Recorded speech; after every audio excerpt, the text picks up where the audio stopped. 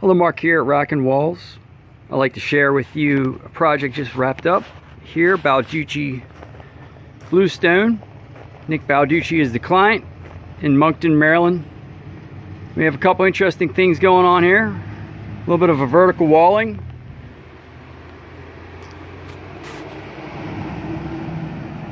Colonial bluestone. Did a little nook here. Steps themselves are natural cleft with thermal faces. This section here of bluestone walling is a little bit more unique and random with smaller caps. Over here we have the triangle, and then more formal 60-degree V with larger capstones.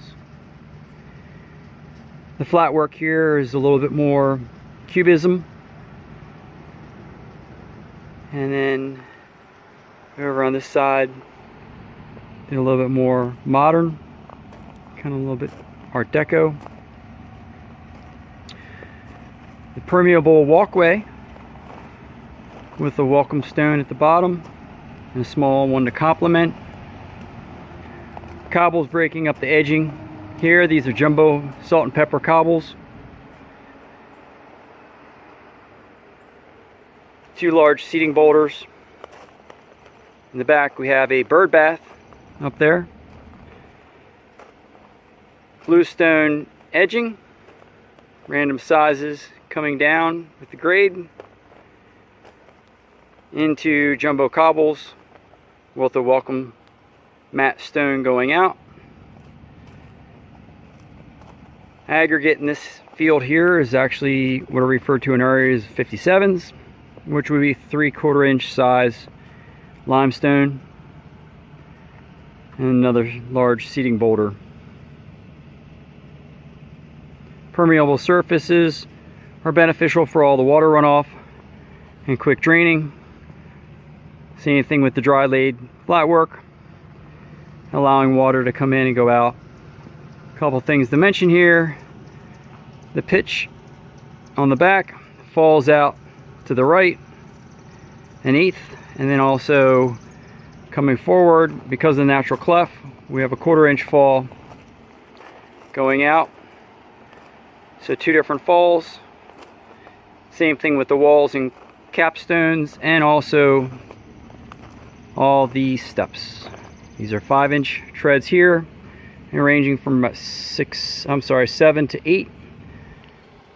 And then over here, and this bump out, by the way, was actually intended for a grill, but the client loved the wall so much. The walls themselves, dimension, are about 23 to 24 inches tall, good seating height. This is actually something to point out too. This larger stone here is an 8-inch stone, which keeps the edging and the material in. Same thing with the steps. These are about 6-inch. And then this stone here is also another 8-inch. So basically, because the fall of the grade drops, those stones create a larger anchor to keep the material, base material in, which is a 3/8 stone, in our area referred to as number 8s. The bedding underneath this bluestone is about 4 inches, give or take. And then the bluestones themselves are bluestone sheet stock, which range anywhere from about 2 to 4 inches in thickness. So very large stones, and you can see actually on the pattern itself, all the way around the edges, you have large, narrow, large, narrow, large, all throughout the corners.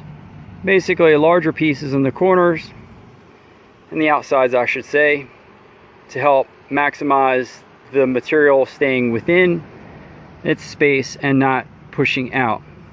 The benefit of the jumbo cobbles are that it basically allows the material underneath, since the jumbo cobbles are about 7 inches by about 10 inches long, it allows your bedding material to stay within. More or less, you're building a sandbox, and it's important that you keep your material in. Unfortunately, you can't do this with other types of edging. You can do it with timbers, but the downside with timbers, over time they will fail and rot in about 10 years or so. The benefit of granite is that it's a free grain and not likely to allow water to make it split over time.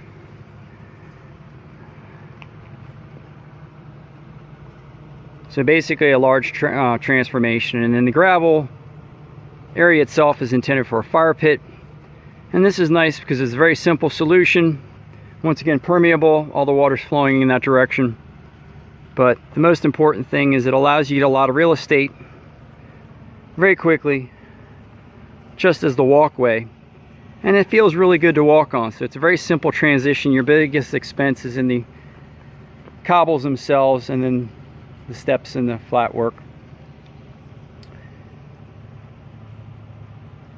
So just a great opportunity to see just an incredible space and transformation from an area and just utilizing the landscape itself.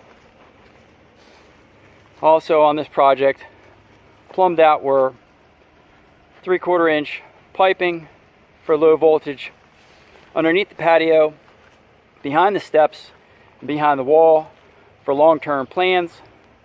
It's always important to think about the future and modifications of the site itself, an outdoor living space. While it might not be something that's going to be put in now, it may be put in later, and it's important to save someone else that time and energy from having to dig and then reinstall something that could have been installed from the get-go. Thank you so much. Mark again at Rockin Walls. Enjoy.